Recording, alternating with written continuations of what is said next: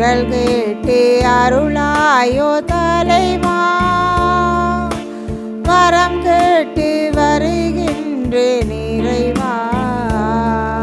என் குரல் கேட்டு அருளாயோ தலைவா, எளியோர் தம் விழி பேசும் துயரம் எல்லாம் என் இதயத்தை பிளக்கட்டு என கேட்கின்றேன். எளியோர் தம் விழி பேசும் துயரம் எல்லாம் என் இதயத்தை பிளக்கட்டு என கேட்கின்றேன். ஒளியில்லா இல்லங்கள் இதயங்களில், ஒளியில்லா இல்லங்கள் இதயங்களில் நல்லொளியேற்றும் விளக்காக வரம் கேட்கின்றேன். வரம் கேட்டு அருகின்றேன் இறைவா, என் குரல் கேட்டு அருளாய் தலைவா. தந்தை மகன் தூயாவியாரின் பெயராலே ஆமென். நம் ஆண்டவராகிய இயேசு கிறிஸ்துவின் அருளும் கடவுளின் அன்பும் தூயாவியாரின் நட்பு உறவும் உங்கள் அனைவரோடும் இருப்பதாக. உம் ஆன்மாவோடும் இருப்பதாக. தவக்காலம் அருளின் காலத்திலே நாங்கள் பயணித்து கொண்டிருக்கின்றோம். இந்த அருளின் காலத்திலே இன்றைய நாளிலே ஆண்டவர் எங்களுடைய மனங்களை, எங்களுடைய வாழ்க்கை முறையை நாங்கள் சிந்தித்து பார்ப்பதற்காக அழைத்து நிற்கின்றார். இன்றைய வாசகத்திலே லாசர் பணக்காரருடைய உவமையை நாங்கள் வாசிக்க கேட்கின்றோம். எங்களுடைய வாழ்க்கையிலே நாங்கள் எந்த மனநிலை உள்ளவர்களாக வாழ்கின்றோம்? லாசரை போலவா அல்லது பணக்காரரை போலவா? எங்களுக்கு எத்தனை தெய்வங்கள் இருக்கின்றன? விசுவாச பிரமாணத்திலே நாங்கள் மேற்கொள்ளுகின்ற சத்தியத்தை தாண்டி எங்களை எத்தனை தெய்வங்கள் வழிநடத்துகின்றன என்று சிந்தித்து பார்ப்போம். அத்தோடு விசேட விதமாக இன்றைய பலியிலே நாங்கள் மத்திய கிழக்கு நாடுகளில் நடக்கின்ற போர் முடிவுக்கு வரவும் உலகத் தலைவர்கள் அமைதியை நாடவும் வேண்டி இந்த பலியிலே நாங்கள் மன்றாடுவோம். சகோதர சகோதரிகளை தூய பலியை நாங்கள் தகுதியுள்ளவர்களாக ஒப்புக் கொடுக்க அதற்கு தடையாக இருக்கின்ற பாவங்களை நினைத்து இறைவனிடம் மன்னிப்பு கேட்போம். எல்லாம் வல்ல இறைவனிடமும் சகோதர சகோதரிகளே உங்களிடமும் நான் பாவியனை ஏற்றுக்கொள்ளுகின்றேன். ஏனெனில் என் சிந்தனையாலும் சொல்லாலும் செயலாலும் கடமையில் தவறியதாலும் பாவங்கள் பல செய்தேன். என் பாவமே, என் பாவமே, என் பெரும் பாவமே. ஆகையால் எப்போதும் கன்னியான புனித மரியாவையும் வானதூதர் புனிதர் அனைவரையும் சகோதர சகோதரிகளே உங்களையும் நம் இறைவனாகிய ஆண்டவரிடம் எனக்காக வேண்டிக் கொள்ள மன்றாடுகின்றேன். எல்லாம் வல்ல இறைவன் நம்மை இரக்கம் வைத்து நம் பாவங்களை மன்னித்து நம்மை நிலை வாழ்வுக்கு அழைத்து செல்வாராக. ஆமென். ஆண்டவரே இரக்கமாயிரும். ஆண்டவரே இரக்கமாயிரும். கிறிஸ்துவே இரக்கமாயிரும். கிறிஸ்துவே இரக்கமாயிரும். ஆண்டவரே இரக்கமாயிரும். ஆண்டவரே இரக்கமாயிரும். மன்றாடுவோமாக. இறைவா, மாசின்மையை மீண்டும் தருபவரும் அதை அன்பு செய்பவருமான உம்மூழியர்களின் இதயங்களையும் உடம் திருப்பியருளும். அதனால் அவர்களும் ஆவியார் மீது உள்ள பற்றினால் ஆட்கொள்ளப்பட்டு நம்பிக்கையில் உறுதிமிக்கவர்களாகவும் செயலில் ஆற்றல் மிக்கவர்களாகவும் திகழச் செய்வீராக. உம்மோடு தூயாவியாரின் ஒன்றைப்பில் இறைவனாய் என்றென்றும் வாழ்ந்து ஆட்சி செய்கின்ற அவர் வழியாக உம்மை மன்றாடுகின்றோம். ஆமென். மனிதரில் நம்பிக்கை வைப்போர் சபிக்கப்படுவர், ஆண்டவரில் நம்பிக்கை வைப்போர் பேறு பெற்றோர். இறைவாக்கினர் எரேமியா நூலிலிருந்து வாசகம். அதிகாரம் 17, இறைவசனங்கள் 5 முதல் 10 நிறைவு பெற. ஆண்டவர் கூறுவது இதுவே: மனிதரில் நம்பிக்கை வைப்போரும் வலுவற்ற மனிதரில் தம் வலிமையை காண்போரும் சபிக்கப்படுவர். அவர்கள் பாலை நிலத்து புதர் செடிக்கு ஒப்பாவார். பருவ காலத்திலும் அவர்கள் பயனடையார். பாலை நிலத்தின் வறண்ட பகுதிகளிலும் யாரும் வாழா உவர் நிலத்திலுமே அவர்கள் குடியிருப்பார். ஆண்டவரில் நம்பிக்கை வைப்போர் பேறு பெற்றோர். ஆண்டவரே அவர்களது நம்பிக்கை. அவர்கள் நீரருகில் நடப்பட்ட மரத்துக்கு ஒப்பாவார். அது நீரோடையை நோக்கி வேர் விடுகின்றது. வெப்பமிகு நேரத்தில் அதற்கு அச்சமில்லை. அதன் இலைகள் பசுமையாய் இருக்கும். வறட்சிமிகு ஆண்டிலும் அதற்கு கவலை இராது.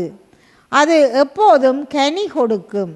இதயமே அனைத்திலும் வஞ்சகம் மிக்கது. அதனை நலமாக்க முடியாது. அதனை யார்தான் புரிந்து கொள்வார்?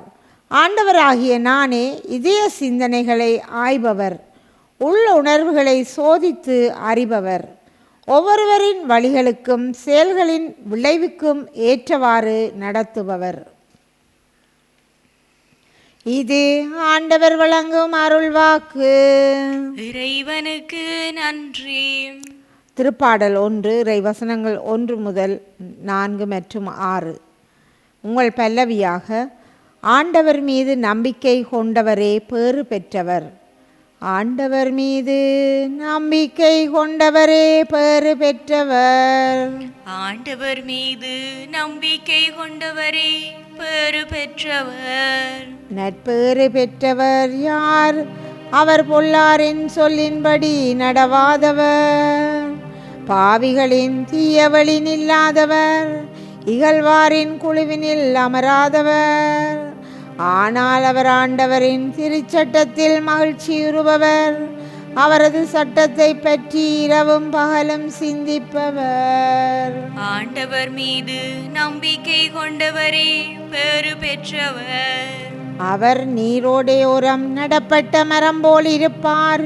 பருவகாலத்தில் கனி தந்து என்றும் பசுமையாயிருக்கும் அம்மரத்திற்கு ஒப்பாவார்.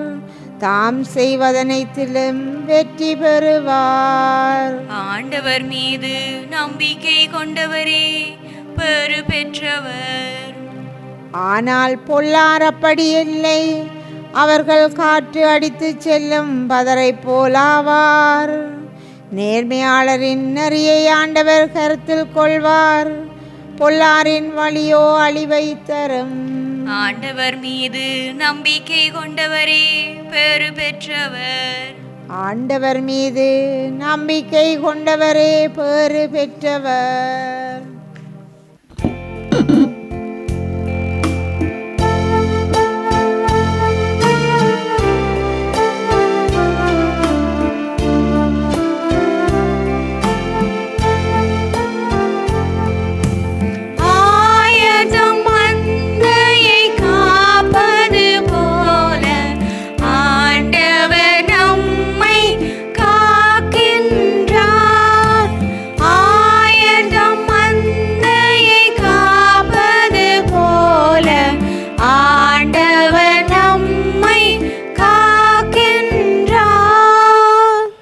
சீரிய நல்லுள்ளத்தோடு வார்த்தையை கேட்டு அதை காத்து மன உறுதியுடன் பலன் தருபவர் பேறு பெற்றோர்.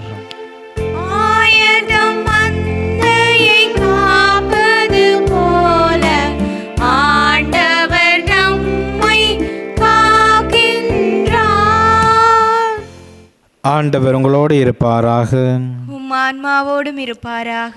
தூய லூக்கா எழுதிய நற்செய்தியிலிருந்து வாசகம். ஆண்டவரே மாட்சி உமக்கே. அக்காலத்தில் இயேசு பரிசேயரை நோக்கி கூறியது: செல்வர் ஒருவர் இருந்தார். அவர் விலை உயர்ந்த மெல்லிய செந்நிற ஆடை அணிந்து நாள்தோறும் விருந்துண்டு இன்புற்றிருந்தார். லாசர் எனும் பேருடைய ஏழை ஒருவரும் இருந்தார். அவர் உடல் முழுவதும் புண்ணாயிருந்தது. அவர் அச்செல்வருடைய வீட்டு வாயில் அருகே கிடந்தார். அவர் செல்வருடைய மேசையில் இருந்து விழும் துண்டுகளால் தம் பசியாற்ற விரும்பினார். நாய்கள் வந்து அவர் புண்களை நக்கும். அந்த ஏழை இறந்தார். வானதூதர்கள் அவரை ஆபிரகாமின் மடியில் கொண்டு போய் சேர்த்தார்கள். செல்வரும் இறந்தார். அவர் அடக்கம் செய்யப்பட்டார். அவர் பாதாளத்தில் வதைக்கப்பட்ட போது அன்னார்ந்து பார்த்து தொலையில் ஆபிரகாமையும் அவரது மடியில் லாசரையும் கண்டார். அவர், தந்தை ஆபிரகாமே, எனக்கு இரங்கும்.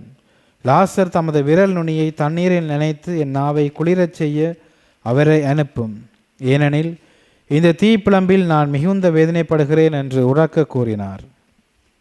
அதற்கு ஆபிரகாம், மகனே, நீ உன் வாழ்நாளில் நலன்களையே பெற்றாய். அதே வேளையில் லாசர் இன்னல்களையே அடைந்தார். அதை நினைத்துக்கொள். இப்பொழுது அவர் இங்கே ஆறுதல் பெறுகின்றார், நீயோ மிகுந்த வேதனைப்படுகின்றாய். அன்றியும் எங்களுக்கும் உங்களுக்கும் இடையே பெரும் பிளவு ஒன்று உள்ளது.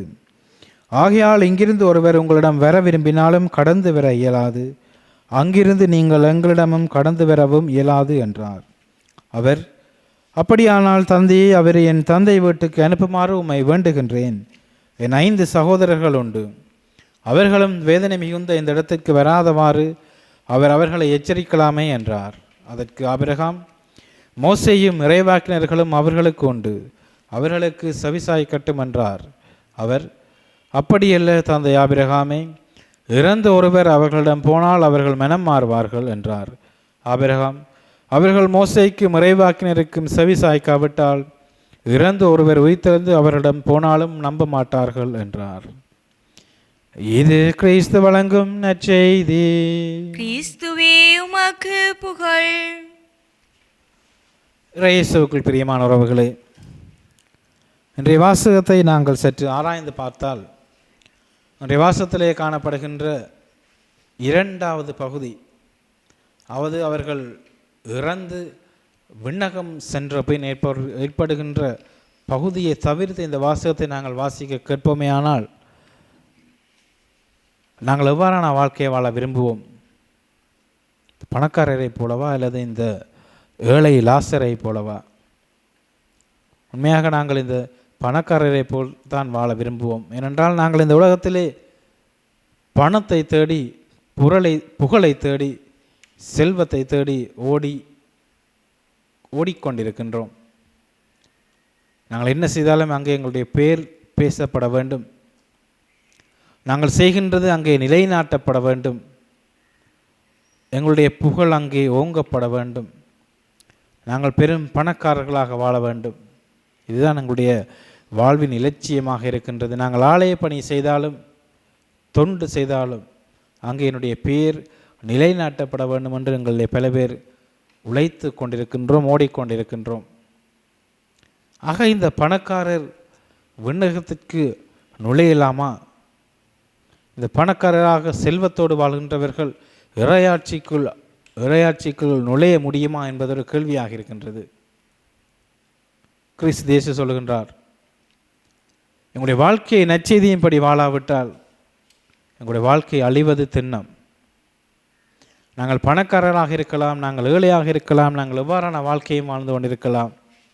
எங்களுடைய வாழ்க்கை இந்த நற்செய்தியின் விழுமியத்தின்படி அமையாவிட்டால், எங்களுடைய வாழ்க்கை இந்த நற்செய்தியின்படி வாழப்படாவிட்டால் நாங்கள் அழிவது திண்ணம். நாங்கள் ஏழையாக இருக்கலாம், நாங்கள் பணக்காரராக இருக்கலாம், நாங்கள் பெரிய புகழ் படைத்தவர்களாக இருக்கலாம். எங்களுடைய வாழ்க்கை இந்த நற்செய்தியின் விழுமியங்களின்படி அமையப்பட வேண்டும். அதன் நாளிலே ஆண்டவர் இயேசு எங்களுக்கு தருகின்றார். நற்செய்தியின்படி நாங்கள் வாழுகின்ற வாழ்க்கை என்றால் அன்பு நிறைந்த வாழ்க்கையாக இருக்க வேண்டும். எங்களுடைய வாழ்க்கையிலே ஒற்றுமை, சமத்துவம் இருக்க வேண்டும். அனைவரையும் ஏற்றுக்கொள்கின்ற பண்பு இருக்க வேண்டும். நாங்கள் ஏழையாக இருந்தும் நற்செய்தியின்படி வாழாவிட்டால் நாங்கள் அழிவோம். நாங்கள் பெரும் பணக்காரர்களாக இருந்தும் பெரிய புகழ் படைத்தவர்களாக இருந்தும் இந்த நற்செய்தியின் விழுமியங்களின்படி எங்களுடைய வாழ்க்கையை நாங்கள் அமைப்போமே ஆக இருந்தால் நாங்கள் வாழ்வோம், எங்களுக்கு இறையாட்சி கிடைக்கும், நாங்கள் விண்ணகத்திற்கு செல்வோம். ஆகவே இன்றைய நாளிலே நாங்கள் சிந்தித்து பார்ப்போம். நாங்கள் கொண்டிருக்கின்ற பல தெய்வங்கள், பணம் என்கின்ற தெய்வம், புகழ் என்கின்ற தெய்வம், எங்களுக்குள்ளே இருக்கின்ற திறமைகள் என்கின்ற தெய்வம், இவை எங்களை வழிநடத்தாமல் இறைவன் என்கின்ற ஒரே கடவுள் எங்களை வழிநடத்த எங்களை அனுமதிப்போம். இறைவன் இல்லாவிட்டால் இந்த பணம் இருந்தும் புகழ் இருந்தும் திறமைகள் இருந்தும் நாங்களுக்கு ஒரு பலனும் இல்லை. இறைவன் என்கின்ற தெய்வம் எங்களை வழிநடத்தாவிட்டால் இந்த பிற தெய்வங்களுக்கு பின்னால் நாங்கள் சென்றும் எந்த பலனும் இல்லை. அவற்றின் பின்னால் நாங்கள் செல்கின்ற போது எங்களுக்குள்ளே செருக்கும் அகங்காரமும் மானவும் தான் தலை தோங்குமே தவிர அன்பு, மகிழ்ச்சி, அமைதி தலை தோங்காது. ஆகவே இன்றைய நாளிலே நாங்கள் மன்றாடுவோம். இந்த பிற தெய்வங்கள் எங்களை வழிநடத்தாமல் இருக்கவும், இறைவன் என்கின்ற ஒரே தெய்வம், அந்த அன்பின் தெய்வம், அந்த மகிழ்ச்சியின் தெய்வம் எங்களை வழிநடத்தவும், நாங்கள் கொண்டிருக்கின்ற பெயர், புகழ், பணம் அனைத்தையுமே இந்த இறைவனுக்கு பின்னால் தூக்கி எறிந்துவிட்டு இறைவனுடைய நற்செய்தியின் படியிலே நாங்கள் வாழ, இறைவனின் நற்செய்தி விளம்பியங்களின்படி எங்களுடைய வாழ்க்கையை அமைத்து கொள்ள இன்றைய நாளிலே, இந்த தவ காலத்திலே, இந்த அருளின் காலத்திலே விசேட விதமாக வரம் கேட்டு நாங்கள் மன்றாடுவோம். ஆமேன். புதுப்பிக்க அழைக்கும் இறைவா, எம் திருத்தந்தை, ஆயர்கள், குருக்கள், துறவியர் மற்றும் திருநிலையினர் அனைவரும் உம்மால் தங்களை புதுப்பிக்க விடுக்கப்படும் அழைப்பை அன்புடன் ஏற்று திருமகன் இயேசுவின் குரலுக்கு செவிசாய்த்து புத்துலகம் படைக்க வேண்டுமென்று இறைவா உம்மை மன்றாடுகின்றோம். ஆண்டவரே, எங்கள் மன்றாட்டை கேட்டருளும். இரக்கம் மிகுந்த தெய்வமே இறைவா, இத்தவ காலத்தில் உடலை வருத்துவது மட்டும் நோன்பு அல்ல, வறியவர்களையும் வருந்துவோர்களையும் காணும்போது கைகள் உதவி செய்ய விரைய வேண்டும் என்பதை நாங்கள் உணர்ந்து கொள்ளவும், அன்பினால் அடுத்திருப்பவரோடு நல்லுறவு ஏற்படுத்தி கொள்ளவும், மனமாற்றம் பெற்று வாழவும் வரமருள வேண்டுமென்று இறைவா உம்மை மன்றாடுகின்றோம். ஆண்டவரே, எங்கள் மன்றாட்டை கேட்டருளும். நலமருளும் நல்லாயின இறைவா, உடல்நலக் குறைவினால் மருத்துவமனையிலும் வீடுகளிலும் சிகிச்சை பெறும் ஒவ்வொரு உள்ளங்களுக்காகவும் உம்மிடம் மன்றாடுகின்றோம்.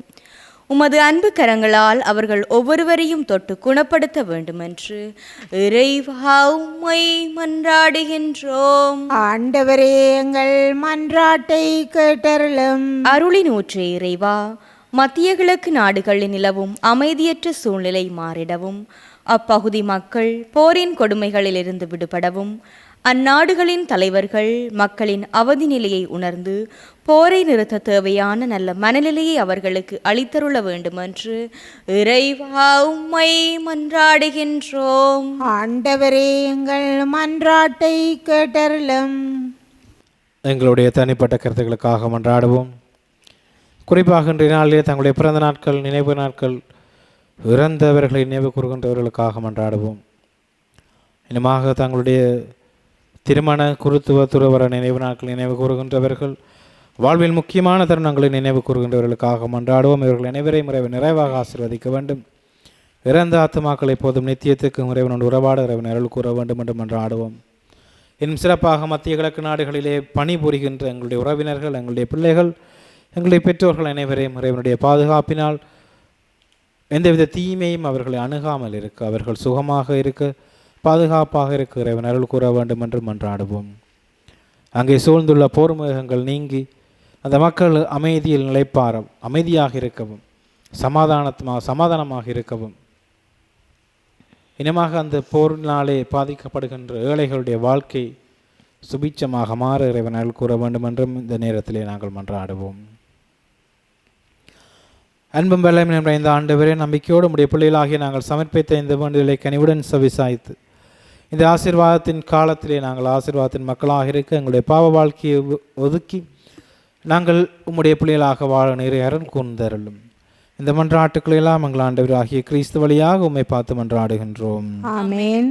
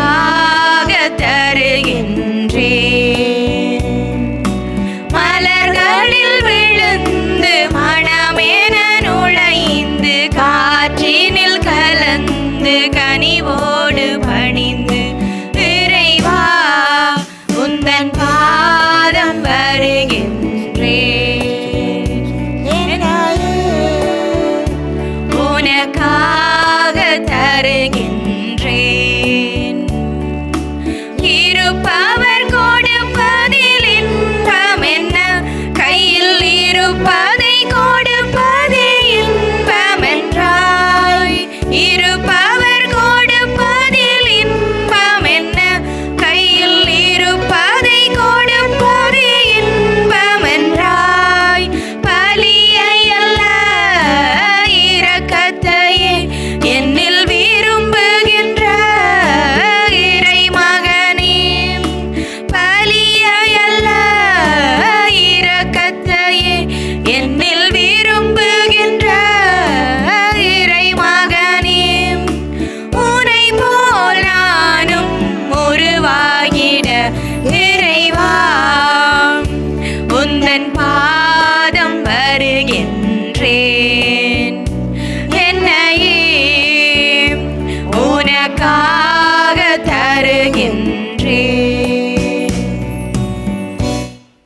சகோதர சகோதரிகளே, என்னுடையதும் உங்களுடையதுமான இப்பலி எல்லாம் வல்ல தந்தையாகிய இறைவனுக்கு ஏற்றதாகும்படி மன்றாடுங்கள். ஆண்டவர் தமது பெயரின் புகழ்ச்சிக்காகவும் மாட்சிக்காகவும் நமது நன்மைக்காகவும் புனித திரு அவை அனைத்தின் நலனுக்காகவும் உமது கையிலிருந்து இப்பலியை ஏற்றுக்கொள்வாராக. ஆண்டவரே, இப்பலியினால் எங்கள் தவ கால முயற்சியை புனிதப்படுத்தி அருளும். அதனால் நாங்கள் புற வாழ்வில் கடைப்பிடிக்கும் தவ கால முயற்சிகள் எங்கள் அக வாழ்விலும் பயனுள்ள வகையில் செயல்படுவனவாக எங்கள் ஆண்டவராகிய கிறிஸ்து வழியாக உம்மை மன்றாடுகின்றோம். ஆமென். ஆண்டவர் உங்களோடு இருப்பாராக. உம் ஆன்மாவோடும் இருப்பாராக. இதயங்களை மேலே எழுப்புங்கள். ஆண்டவரிடம் எழுப்பியுள்ளோம். நம் இறைவனாகிய ஆண்டவருக்கு நன்றி கூறுவோம். அதுவே தகுதியும் நீதியுமானதே. ஆண்டவரே, தூயவரான தந்தை என்று முளையெல்லாம் வெல்ல இறைவா, எந்நாளும் அவ்விடத்திலும் நாங்கள் உமக்கு நன்றி செலுத்துவது மெய்யாகவே தகுதியும் நீதியுமாகும். எங்கள் கடமை மீட்புக்குரிய செயலுமாகும். எங்கள் தவ முயற்சிகளால் நாங்கள் உமக்கு நன்றி செலுத்தவும், எங்கள் ஆணவத்தை தளர்த்தவும், ஏழைகளுக்கு உணவு அளிக்கவும், இவ்வாறு உமது கனிவிரக்கத்தை பின்பற்றவும் நீர் திருவுளமானீர். ஆகவே எண்ணற்ற வானதூதரோடு சேர்ந்து நாங்களும் உம்மை போற்றி புகழ்ந்தேத்தி ஒரே குரலில் சொல்லுவதாவது: தூயவர் தூயவர் தூயவர், வான்படைகளின் கடவுளாம் ஆண்டவர். விண்ணகமும் மண்ணகமும் உமது மாட்சியால் நிறைந்துள்ளன. உன்னதங்களிலே ஓசான்னா. ஆண்டவர் பெயரால் வருகிறவர் ஆசி பெற்றவர். உன்னதங்களிலே ஓசான்னா. ஆண்டவரே, நேர்மையாகவே தூயவர், தூய்மையானத்திற்கு மூற்று. ஆகவே உம்முடைய ஆவியை பொழிந்து காணிக்கைகளை தூய்மைப்படுத்துவமை வேண்டுகின்றோம். இவ்வாறு எங்கள் ஆண்டவர் இயேசு கிறிஸ்துவின் உடலும் இரத்தமுமாக இவை மாறுவனவாக. அவர் பாடுபட உளம் கணிந்து தம்மை கையளித்த போது அப்பத்தை எடுத்து நன்றி செலுத்தி அதை பெற்று தம் சுடர்களுக்கு அளித்து கூறியதாவது: அனைவரும் இதிலிருந்து பெற்று உண்ணுங்கள், ஏனெனில் இது உங்களுக்காக கையளிக்கப்படும் என் உடல்.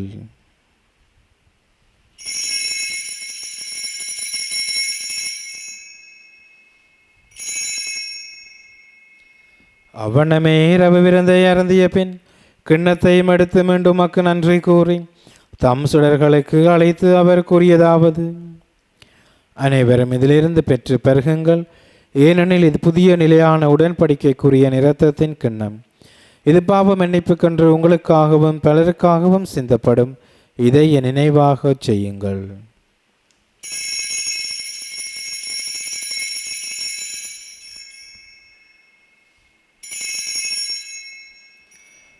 நம்பிக்கையின் மறை பொருள்.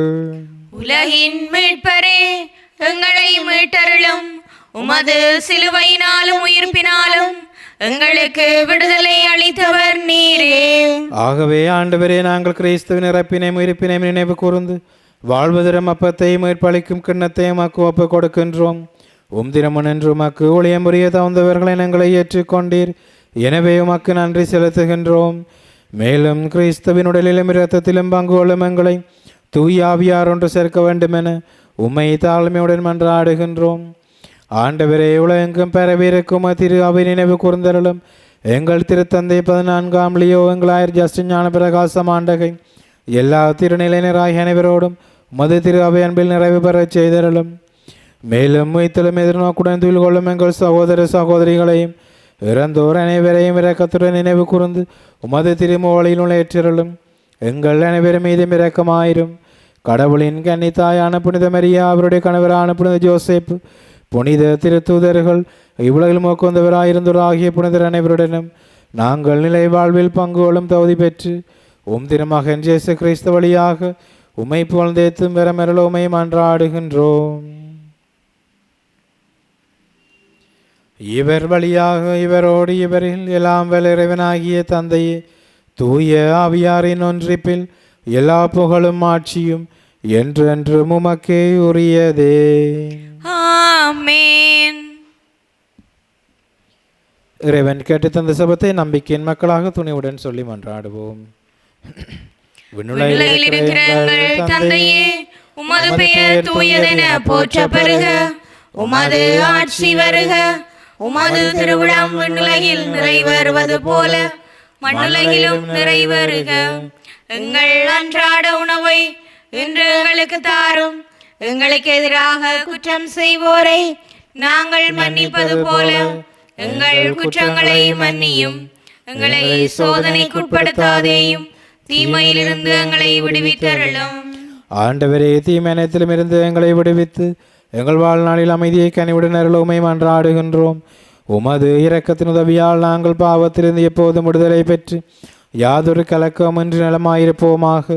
நாங்கள் எதிர்நோக்கியிருக்கும் பேரின்பத்திற்காகவும் மீட்பராகிய இயேசு கிறிஸ்துவின் வருகைக்காகவும் காத்திருக்கின்றோம். ஏனெனில் ஆட்சியும் வல்லமையும் மாட்சியும் என்றென்றும் உமதே. ஆண்டவரே இயேசு கிறிஸ்துவே, அமைதியை உங்களுக்கு விட்டுச் செல்கின்றேன், என் அமைதியை உங்களுக்கு அளிக்கின்றேன் என்றும் திருத்துதலுக்கு மொழிந்தீரே.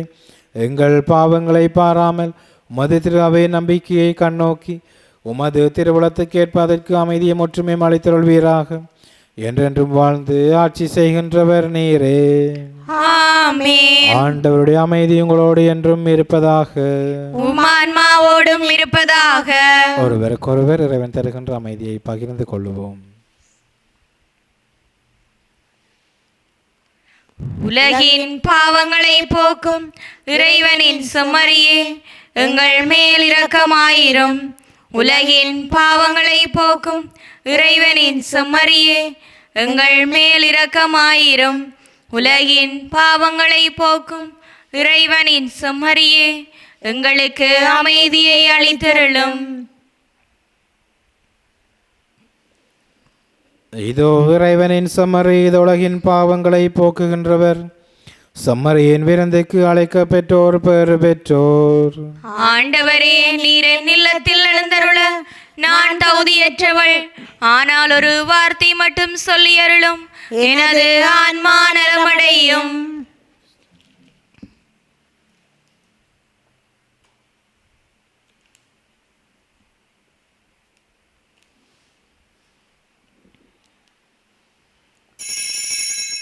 நற்கருணை ஆன்மீக ஜெபம்.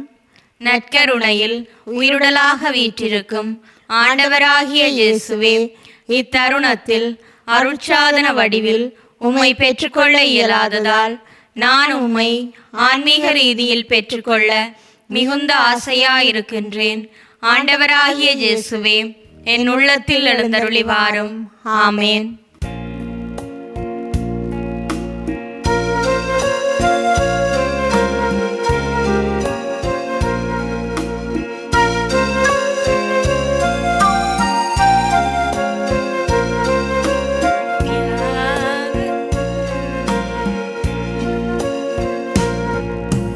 தியாக தருவே திருவிருந்தே, தினம் தினம் நாவில் வரும் அமுதே. தியாக தருவே திருவிருந்தே, உண்டு மகள் உயிர் பிழையார், உன்னையும் உண்போ உயிர் பெறுவார். உண்டு மகள் உயிர் பிழையார், உன்னை உண்போ உயிர் பெறுவார். உள்ளத்தில் கோயில் கொண்டிடவா, உயிருடன் ஒன்றாய் கலந்திடவா. தியாக தருவே திருவிருந்தே, தினம் தினம் நாவில் வரும் அமுதே. தியாக தருவே திருவிருந்தே.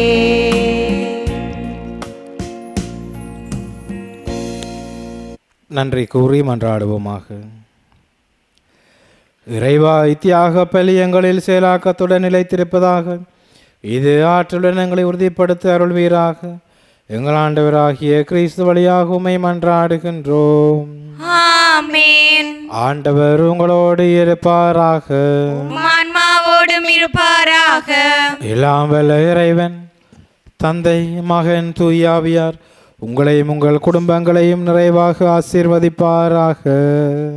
ஆமென். இறைவனின் அமைதியில் சென்று வாருங்கள். திருப்பலி நிறைவேறிற்று. இறைவனுக்கு நன்றி.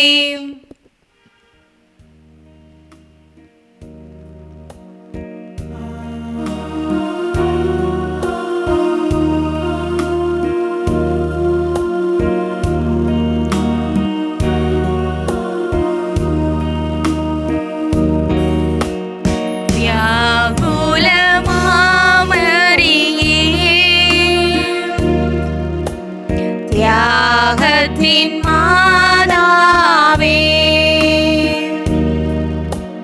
சிலுவை அடியினிலே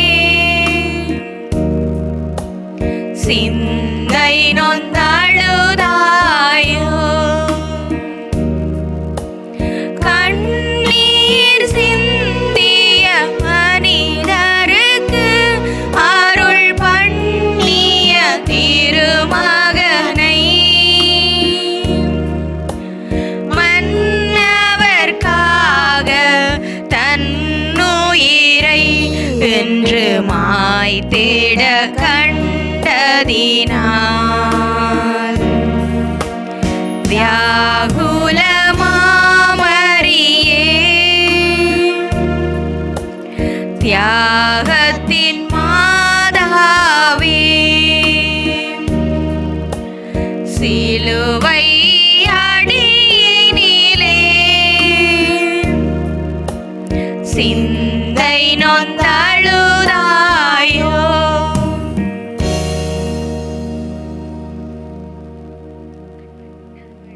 நித்திய ஸ்துதிக்குரிய